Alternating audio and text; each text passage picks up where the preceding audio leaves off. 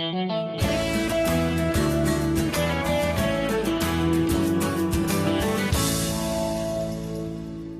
final station in the voting process is the receiving station. As this name implies, this is where the filled-in ballots get received. Here there's a special step or process that takes place with the very first voter.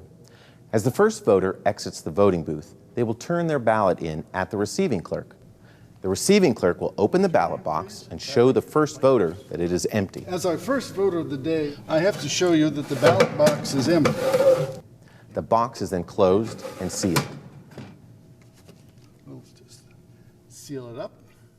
The receiving clerk will then make a record in the exit record next to the name of the first voter. The first voter will be asked to initial this entry as a witness. This is the record confirming the ballot box was empty and not tampered with in any way. It's very important to make sure this process is carried out and is good to do when people are watching. The receiving clerk has the exit record. The exit record matches the poll book. However, unlike the poll book, the exit record does not require signatures. In addition to the exit record, all voter names newly registered or re-registered at the registration station are provided to the receiving clerk by the registration clerk. If you're the receiving clerk and you see someone being registered, make sure you get the name from the registration clerk. When a voter approaches with their ballot, the receiving clerk will ask them for their name and look the voter up in the exit record and check them off. The receiving clerk then asks the voter to deposit their ballot in the ballot box. The ballot box is designed so the ballot can be inserted flat. The ballots should not be folded. They are inserted flat, allowing the maximum capacity of ballots in the box. The receiving clerk will watch as the ballots are placed into the ballot box, making sure they are not folded or put in the wrong way. As the receiving clerk, you don't want to be perceived as observing how someone is voting, so it's important not to hover over the ballot box. It looks a bit nosy. Give an arm's distance between yourself and the ballot box. You're not here to count votes. Once the ballot has been deposited in the ballot box, the receiving clerk will announce the voter's name. Charlene May has voted. It's Idaho law the voter's name is announced because the poll watchers have the right to know who has voted. When considering the role of receiving clerk, make sure you're comfortable making this announcement. If you get a tricky name and you're not sure how to pronounce it, simply ask the voter for the correct pronunciation.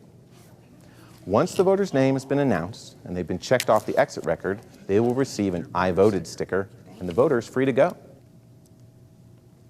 If voter turnout is heavy, it's possible you'll be dealing with more than one ballot box. If so, you need to treat the additional ballot boxes the same way as you did the first one with the first voter of the day.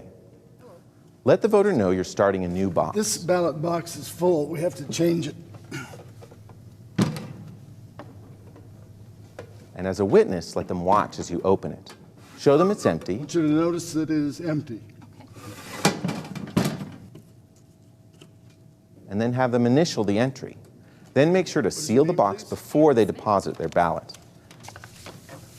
Would you initial after your name that you saw that the ballot box was empty? Again, poll watchers and members of the media are allowed in the polling area. Poll watchers will be sitting near the receiving clerk and listening for the voter's name as it's called out. Anna Smith has voted. As the receiving clerk, it is not your job to give any additional information to the poll watcher. They are not there to talk to you or ask you questions. If you feel they are getting a bit bothersome or overstepping their boundaries, notify your chief judge.